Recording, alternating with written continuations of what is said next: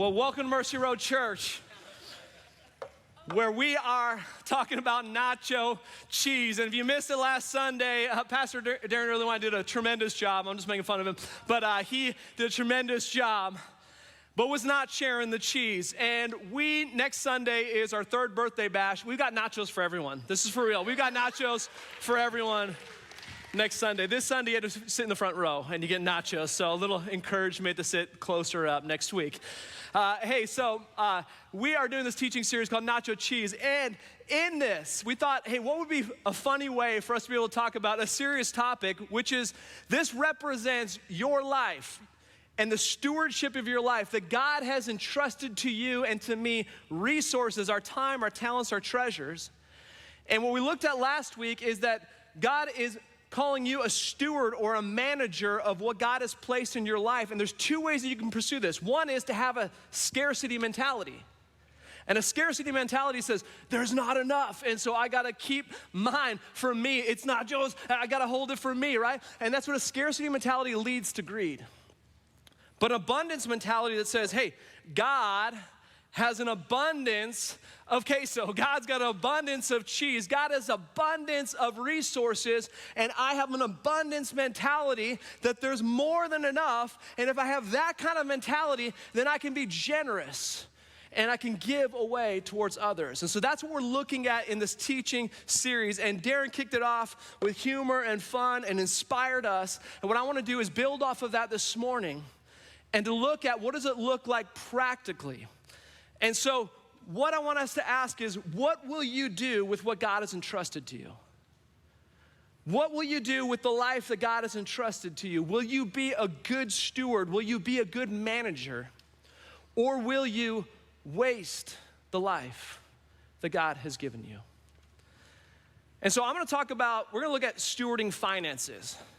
And some of you are like, oh, I just realized we're talking about money. Pastor Ken, bro, I invited a visitor today. Like, seriously, do we have to talk about money this morning? And if you're new here, my name is Ken, and I am one of the pastors here.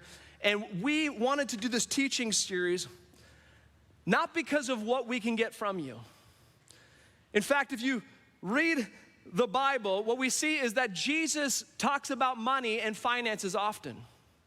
And so I just want to get kind of the elephant in the room, the awkwardness, the fact that there's an awkward tension between the church and the pastor when it comes to money. Let's just be honest about that.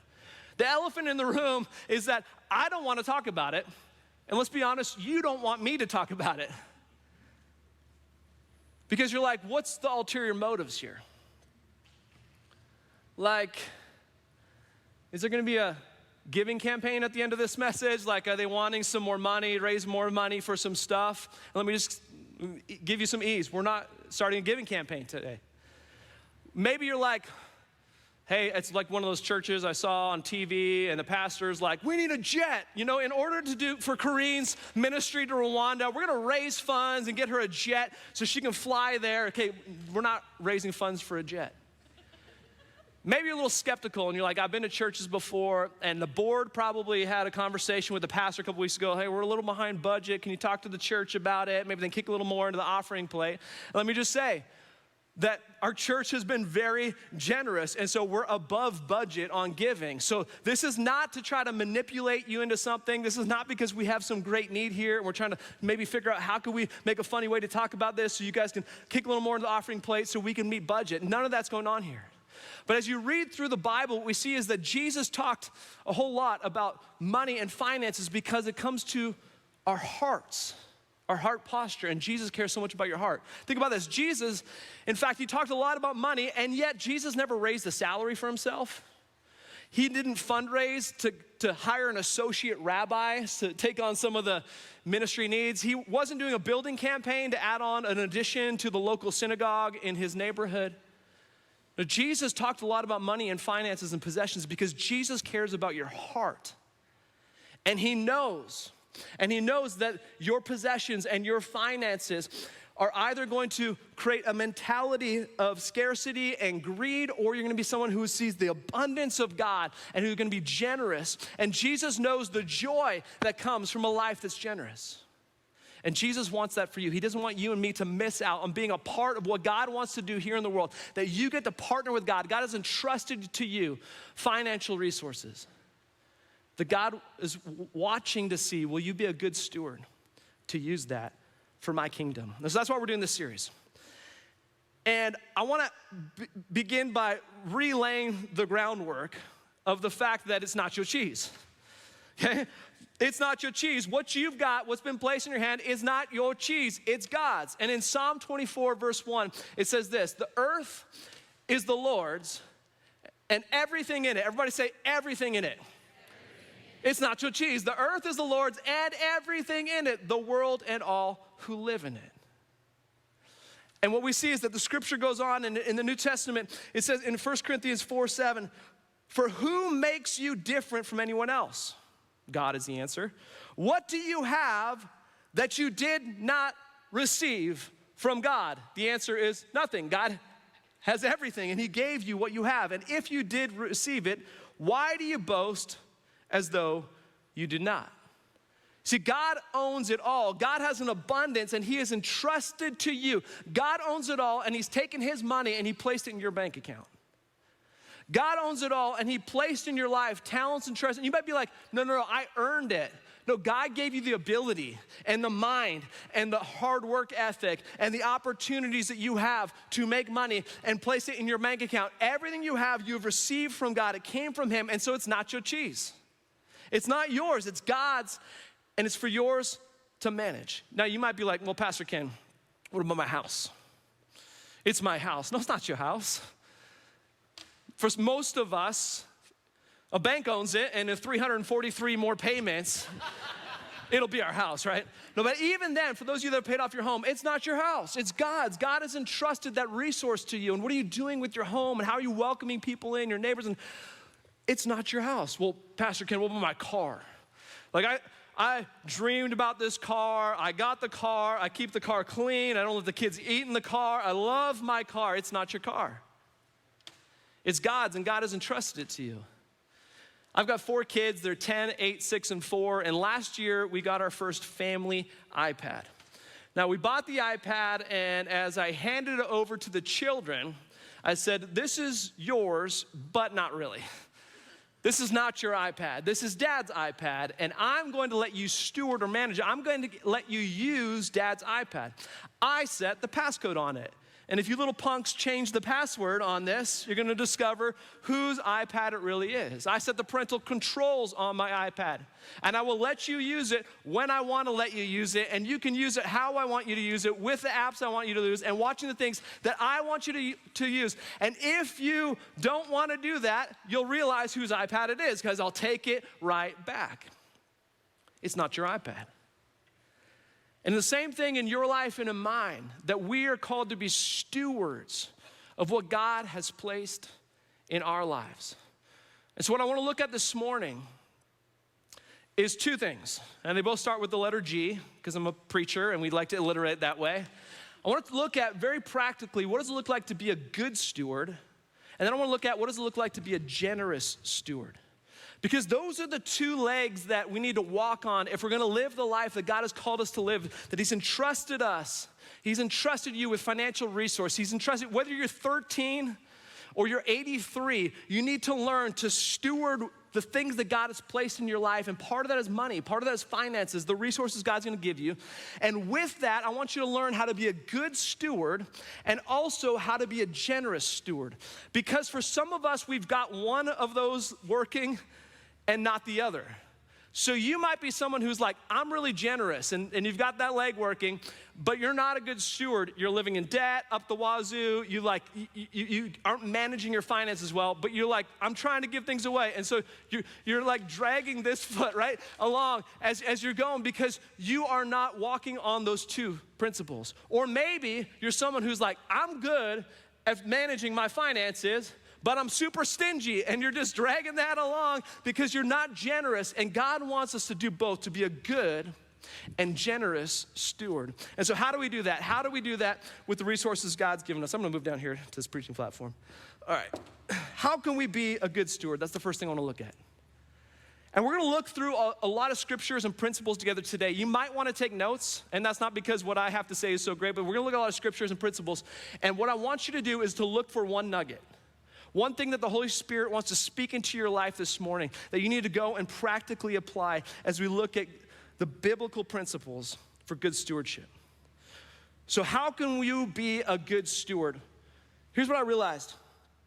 You've got money coming in, it's called income, and you've got money going out called expenses, okay? I'm not gonna talk about the income side of it. You can pray and figure out and work hard on trying to increase the income side. But the expenses, there's only 5 things that you can really do with money. So I wanna go over those. What are the 5 things that you can do with money? The first is you can give it away. You can be generous, and we're gonna cover more of that, but really briefly, Acts 20, verse 35, the Apostle Paul writes and he says, the Lord Jesus himself, he said this, it's more blessed, everybody say blessed. It's more blessed to give than to receive. That's the words of Jesus. And the word blessed, it means happy, the Greek term, it means happy or joyful. Which I gotta be honest with you, I've always wrestled with that because I'm like, nah, Jesus, I kind of like receiving. Kind of like when one of my love languages is receiving gifts. And so like last week, someone bought me a gift and I was like, I'm loved. I just experienced love through gift giving. And so I'm like, no, I'm pretty happy and joyful when I receive. And so I've always wrestled with this text. But the more I've matured in the faith, the more I'm challenged by meeting other people who are joyful, ridiculous, generous people. And I see this, that God has brought so much joy to them in their lives. And I'm beginning to realize that Jesus is right when he says this, that it's more blessed to give than to receive. And I'm being challenged by that. So I want to ask you, are you giving? And we're going to come back to that. So the first thing you can do with money is you can give. Second thing you can do with money is you can save it. You can save it, you can invest it, that's another form of saving. And so with this, I want you to think about margin in your life. Do you have margin? Have you created savings? Are you investing, creating margin? Because if you don't have margin, let's think about your time. If you don't have margin in your time, you're always in a crisis, you're always late, you're always like, stressed out, right? And when you have some margin, you have peace. And the same thing with finances. If you have no savings, if you have no margin, then everything that comes up financially becomes an emergency. It becomes a crisis. And so we've got to create margin. We've got to have a plan for saving. So you can give money away, you can save it. The third thing you can do is spend it. It's the part we like, right? Where you can spend it. And there are some things that are necessities in your life. Food, transportation, shelter. There are necessities that you and I have to spend money on in order to survive and take care of our families. But there are also things that greed, where we move beyond need to greed, where it's like, we say I need this, but it's really I want this. And I want you to take inventory as we're gathering here this morning on what you're spending your finances on. And where have you bought into the lie of materialism that our culture is preaching, that if you buy this, you'll be happy. If you get this car, then you'll be a somebody. If you get this, then you'll impress your in-laws, or fill in the blank. That we begin to get our identity and think we can get our happiness by what we can purchase, what we can buy. And we begin to spend beyond our means. And it causes us to not be able to be generous in the way that God is going to call you to be. How are you spending? And I think, there's moments where you begin to talk maybe with your spouse and you're like, thinking about getting this new car. And then you hop on your computer and on Instagram, you're getting car ads and you're like, it must be God. It's not God. It's Facebook and Google, and they've figured out how to make you think, you need this. This is what you want. This is your desire. And if you got this, you'd be blessed. You'd be happy. You'd be filled with joy if you just had this thing. So you got to take a look at how are we spending our money. For some of you, your coffee budget, and you're like, Pastor Ken, do not talk about my coffee. I need my Starbucks, okay? Do not go there, Pastor Ken. Some of you need to look at how much you're spending at Starbucks. You're like, Pastor, I need my venti caramel macchiato frappuccino thing with the extra foam and the extra deal. I need that $8 drink. I deserve that $8 drink daily. Do you have any idea how much you're spending without thinking about it? And so we need to take inventory on how much we're spending and what we're doing. What is actual need versus want? The fourth thing you can do with spending is to pay down debt. Now, what debt is, it's things that you've spent in the past. It's commitments that you've made in the past of, I bought this in the past, and now I'm continuing to make payments on it. And let me just say this, debt is not a sin. I don't believe it's a sin biblically, but I do believe that it can be very foolish. And so the Bible never says anything good about debt. In fact, Proverbs 22, verse 7, it says this, the rich rule over the poor, and the borrower is what? Slave to the lender. Debt enslaves you to the lender. That's why your card is called MasterCard. It's not because you're the master. It's because they are. And if you look at the size of your house versus the bank that owns that MasterCard company, their building is bigger and their furniture is nicer. And you've become enslaved to the lender. So it's a wisdom issue. And if you've got debt where you're paying more on a house than you can afford, and you've got car loans and you're paying $700 a month on a car payment, and you've got credit card debt, you've got all of this money that you've made past commitments that you've already spent, that you're paying this debt, and it hamstrings you from being able to be the generous people that are going, hey, there's more than enough, because you're going, MasterCard here, it's going here, and it's going to the car payment, and at the end you're like, I don't have anything else to give. And so how are you doing with debt? You need to learn to live off less than you make. You make this amount, you've got to spend less than you make. It's called margin, savings, and to not go into debt. Well, for me personally, and this is not like a bragging thing or whatnot, but for our family, the only debt we have is a mortgage on our home. And we want to pay that off as quickly as we can. But we don't take out debt to buy cars. We don't do credit card debt. We don't buy furniture and put it on a payment plan. And so we just feel it's wisdom to try to minimize or eliminate debt. Now you might think, hey, if I did that, I wouldn't have a brand new car every 3 years. And that's true. I've never bought a brand new car. We pay for cars in cash. That means there have been times I have driven a car I've bought for a couple $100s. And for those of you with young kids in the room, you might need to explain this to them, but I had, the car that you had to roll the window down, okay? Your kids might not remember those cars. A beater car that you got to roll the window down, and that broke. That mechanism broke, and I didn't have enough money to fix that. And so I would go through a drive-through, I would lean back, open the back window, and get my $8 caramel macchiato or whatever.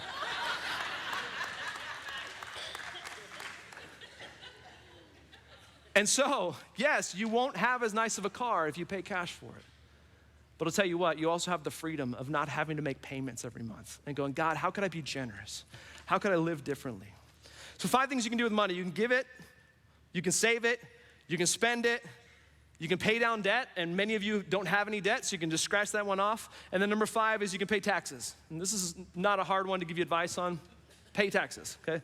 You gotta do it. We can't get out of it. But what I would say is that as you take inventory of these 5 things, which is part of your homework this week, is find every deduction you can, okay? Don't give extra money away that you don't need to, but pay what's due. Jesus said, pay to Caesar what is due to Caesar, and to God what is due to God. So pay your taxes, but figure out tax planning, and maybe you've got a great accountant or someone in your life that can help with that. So I want you to evaluate all 5 of those things. I hope you wrote those down. If not, put them back up, take a picture of that. I want you to evaluate those 5 things. If you're a married couple, I want you to talk through all 5 of those with your spouse. If you're a teenager, talk about it with your parents or a friend or a professor or someone in your life, a leader in your life. If you're single, talk with a roommate or a family member. I want you to talk through all 5 areas of those life. Look at what you're doing and evaluate what is one thing that I could change to be a good steward. How could I be a better steward of what God has placed in my life? And one thing I want to ask is, do you have a plan? Do you have a budget? Now, budgeting, for some of you thought that's a cuss word. It's not a cuss word. It's biblical wisdom. In fact, Proverbs 21:5 says this, the plans of the diligent lead to profit as surely as haste leads to poverty. You need a plan, you need a budget. Think about this.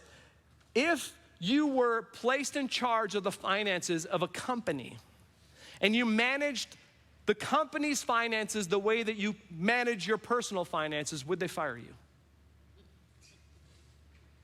Okay? God goes, I've got an abundance and I want to entrust it to you.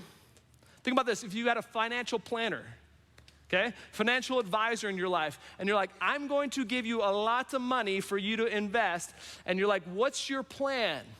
And the guy's like, I'm just going to wing it. You're like, I'm not going to entrust you with my abundance. And yet many of us operate that way with God's resources. You don't have a plan. You don't have a budget. You're just winging it. And God's saying that's not good stewardship. So what's one way that you can take a step this week to become a good steward? The second thing we want to look at is generosity.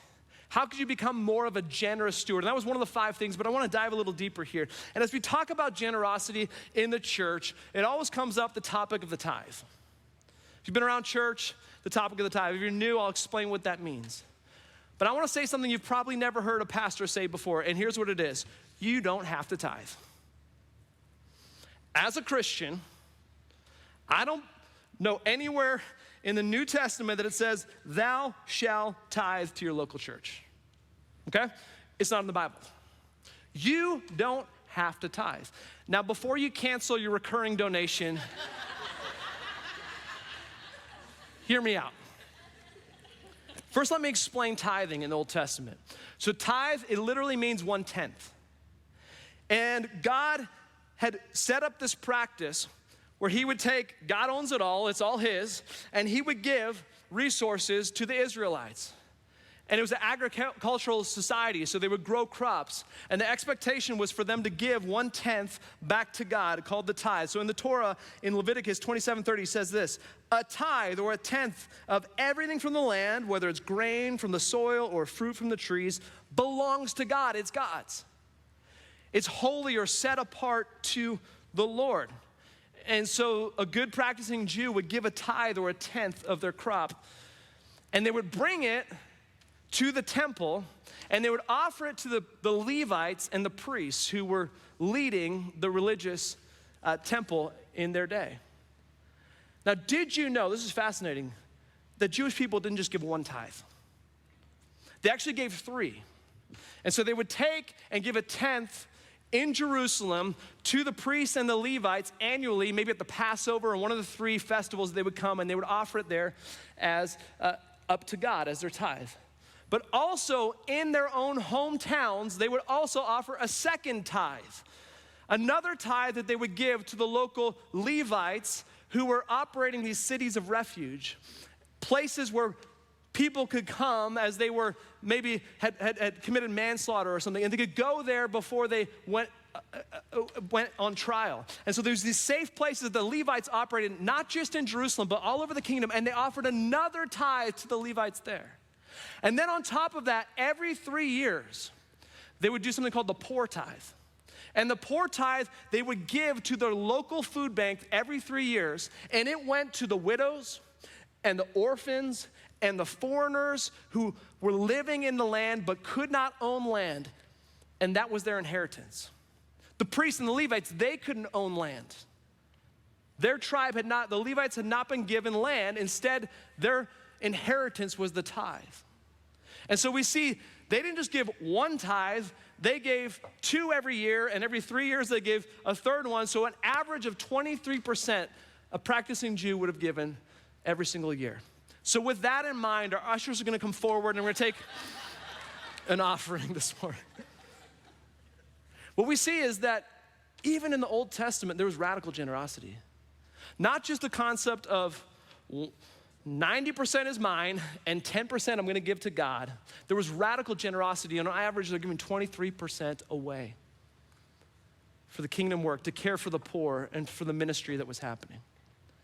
Then we get to the New Testament, and Jesus, he only talked about the tithe 1 time.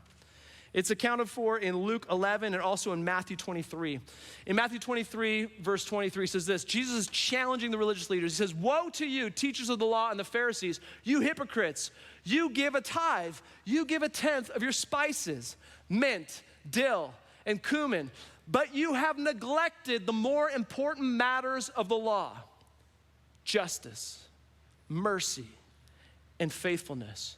You should have practiced the latter, tithing, without neglecting the former, justice, mercy, and faithfulness. You should be doing both. You guys, what he's saying is you are tithing faithfully. In fact, to the minutia, you guys ever grown mint or dill?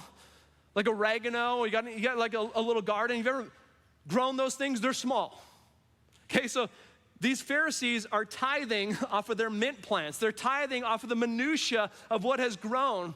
They're doing that religiously, but Jesus is saying, but you're not actually following God. You're not actually caring for the poor or justice or being faithful to God and his commands. They're giving 10% faithfully, and yet we see that they're unfaithful stewards. You see, Jesus says you can faithfully give 10% to God and yet be an unfaithful steward. And I think for some of us, maybe we've given a tithe religiously, but we have failed to surrender our entire lives to God, which is what Jesus is after.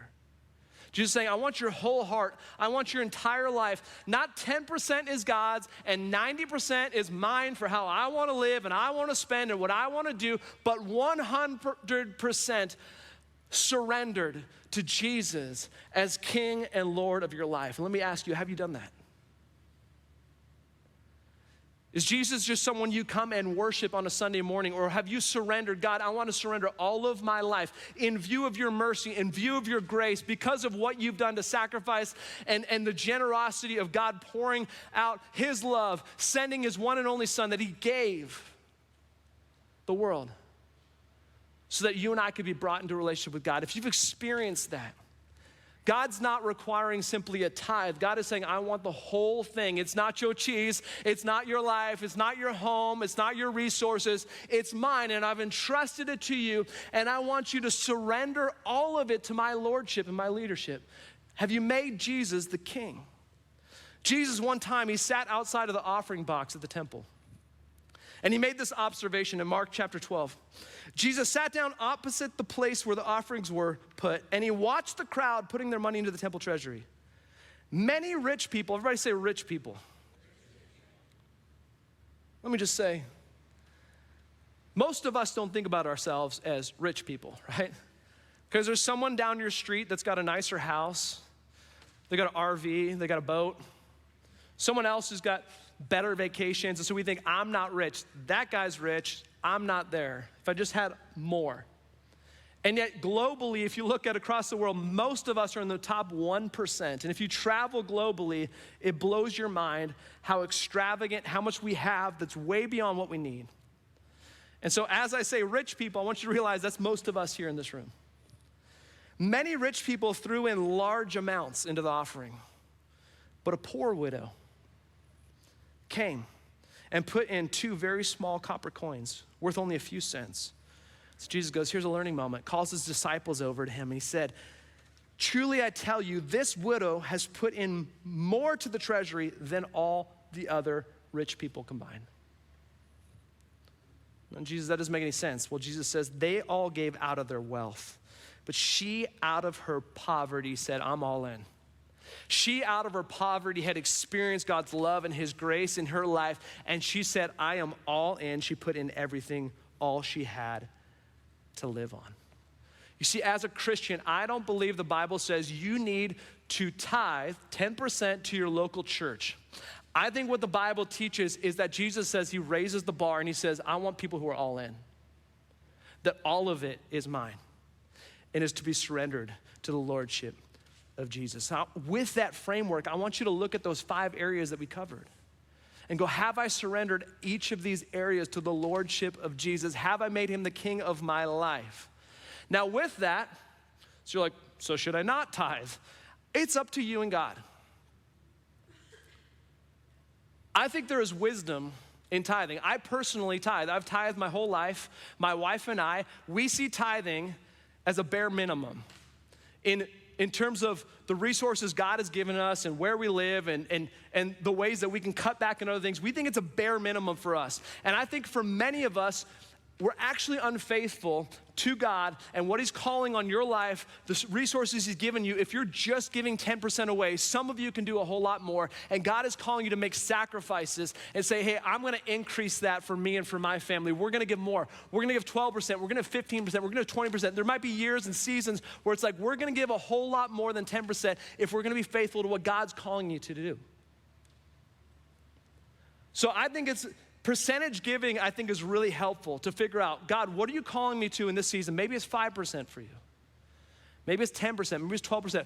Percentage giving is helpful of going, God, what's the number that we need to make a sacrifice as a family or as an individual so that I can be generous and give towards kingdom things?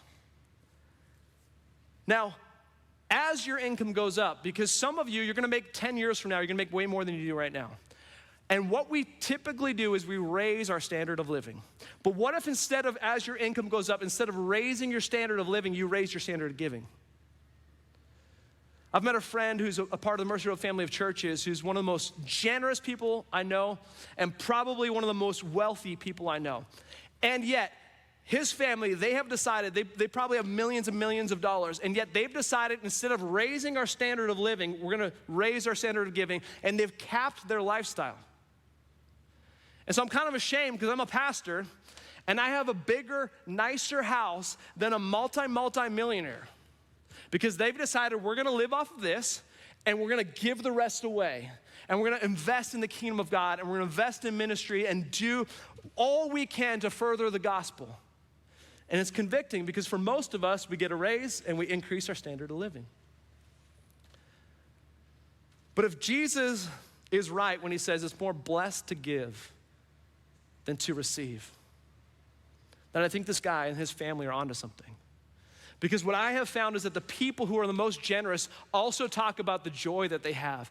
That if you end up having a lot of money and you're spending it on yourself, it feels good for a little while, and then you're like, you eat enough lobster and it tastes like rubber. You spend enough on yourself and you're like, I'm not finding joy from this. And they start to get ridiculous joy when they become ridiculously generous and start advancing the kingdom of God. So we've got to change our thinking. Am I going to just spend more on me, or am I going to be ridiculously generous? Say, God, all of my resources is yours, and watch the joy that he brings. I want to look at one last scripture on tithing. And it's found in Malachi. And once again, I think the number, the percentage, like you decide between you and God. But what I want to look at is the principle here. God said to the nation of Israel, will you, mere mortal, rob God? Yet you rob me.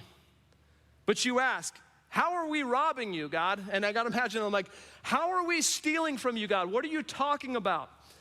And God said, in tithes and offerings. You haven't been bringing the tithe in. You are under a curse, your whole nation, because you are robbing me. And they're going, God, how have we stolen from you? We didn't steal from you. We didn't go to the temple and take stuff from you. We didn't ever steal from you. But God is saying, I've entrusted to you, and you're not tithing. You're not being generous, and you are robbing from me. This is nachos. This is God's. And God is saying, you have failed to give what I've asked you to give. And he goes on to say in verse 10, bring the whole tithe, everything I've asked you to do, into the storehouse, that there may be food in my house. And then he says this, test me in this. Everybody say that, test me in this. Test me in this, says the Lord Almighty, and see if I will not throw open the gates of heaven and pour out so much blessing that there will not be room enough to store it. Now this is where you get the prosperity gospel. Okay, if you give financially and you do what God's called you to do and you stop stealing from him and you go, God, all of it's yours and I'm gonna give some generously away. If you do that, God will bless you. And then people will start saying, and the blessing is you're gonna get a bigger house and a nicer car and you're gonna get a jet so you can do ministry and like all these promises. I'm not promising you that the blessing is you're gonna get rich. I don't know how God's gonna bless you, but he does promise to bless you, and maybe it's the joy that you're gonna experience, the peace you're gonna experience, the relationships that you're gonna experience as you become the generous and good and generous steward that God has created you to be. But here's what I do know from this passage. God says, test me now. God says, test me. And that's my challenge for you. Would you allow God to be tested? To change something in your life, to decide, I'm going to make a budget.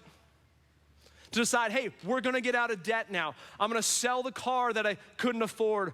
I'm gonna cancel the vacation that we're gonna put on the credit card. We're gonna make a change. I'm gonna surrender that area of my life. I'm gonna start giving 2% or 5% or 10%, or hey, maybe you talk and you're like, hey, we've been giving a tithe, and maybe it's time that we stretch a little more and we give more and we be generous to these different kingdom initiatives that God has placed in our lives, and we test God. What if you made a change? What if you made a sacrifice? What if you did something different? Test God. And if it doesn't work out, then stop. You can quit. But God says, test me. I want to invite the band to get in place. And I want to share one last story of a family that was attending here called Sam and Yvonne Cooper. They were part of our church family. They moved to Florida. And they were some of the most generous and good and faithful stewards that I've met. And when I was talking with Sam, I said, how did this all happen? And so he shared the story with me. They used to be at a church in Columbus, Ohio. And he shared with me that I grew up in the church and I always struggled with my faith, always struggled with trusting God. And he said, if I'm being honest, I still struggle. But the events that happened on that day are a monument that I can always look back on when I struggle. I'm gonna tell you about that day. So the pastor of their church was preaching on tithing and looked at this passage in Malachi, and they were challenged by those words, test me in this. And they'd never given before, but they decided, we're gonna start tithing. We're gonna start being generous and to give to God 1/10 of our income. The problem was they just had 2 young twins, 2 little girls, and they were at rock bottom. He said, we were at rock bottom. Not only could I not make a house payment, I was also $10,000 in credit card debt. There was no way out that I could see. Then on top of all of our issues, we started giving 10% away. He said, I remember thinking that the only way out of this was if there really was a God, and then he would need to throw open the floodgates of heaven and bless us. And he said, to make matters worse, they started tithing and things didn't get better. And they waited on God. He said there was one Sunday morning when we were going to church and they had this dilemma. They could either make the house payment or they could tithe. And they felt convicted. God told us to give. We're gonna do this. We sensed God's conviction. So they chose to write a check and tithe that morning. They said they were getting back into their minivan and he was a little embarrassed because next to him was like this sports car and he's hopping in the minivan, getting the car seats in, didn't want to slam his door into this nice sports car, and this man sitting in there.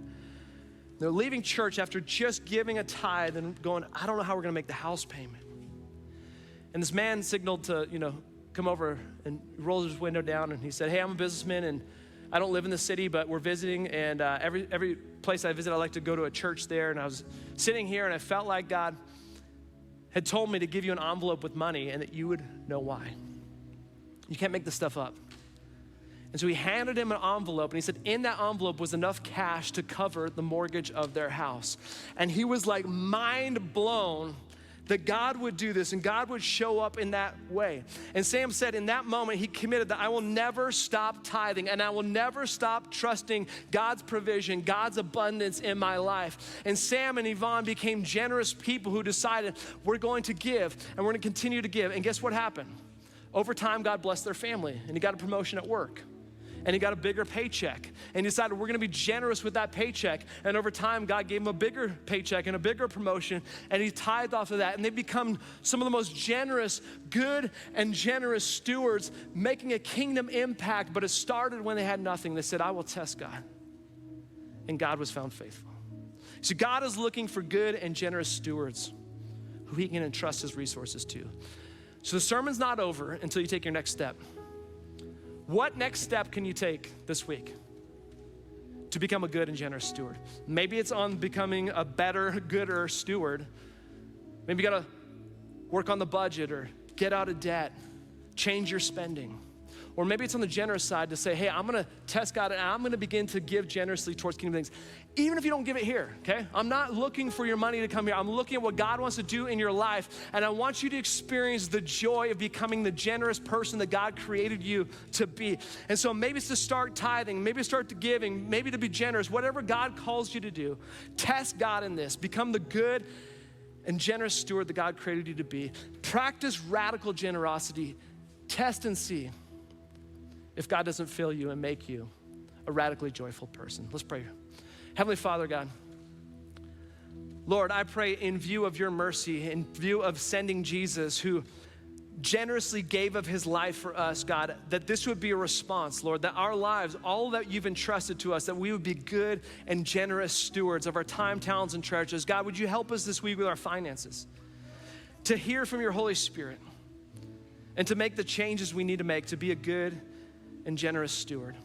And God, I just pray for anyone who's here and is like, I can't imagine giving 20% away or giving 30% of my income away or giving 10% of my income away. Why would I ever do that? And God, I pray that just like that widow who had experienced the grace and the love of God and said, I am all in, God, that they would experience your mercy, your grace, your love. And God, for those of us that have experienced that, Lord, I pray that our lives would become a song of praise.